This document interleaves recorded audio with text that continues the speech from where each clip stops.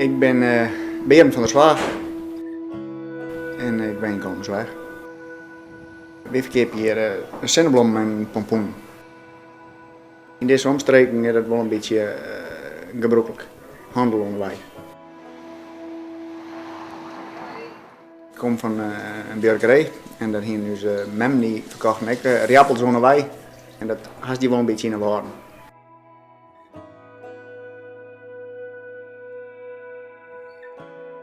Een hele kilometer verderop gaan we een hectare lang en dan verbouw ik ze.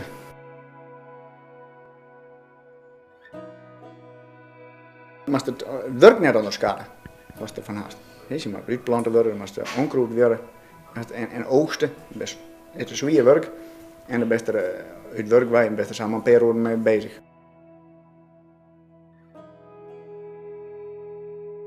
Als het dan betalen wordt, nou ja, dat geldt voor zo'n arbeid. Waardoor dan zei van ja, plaats twee op rij en lijkt nog heel traag eraan. Ik ben er wel voor andere hobby's die ik mooi vind. Wie verkeert hier wel eens voor 50 euro op een dag. We bestellen dat weer voor 2500 euro oerhaar in een seizoen binnendoor. Nou, dat is mooi geld. Wist je er net bij. Ik wil ook een camera er gaan. Vertrouwen is vertrouwen.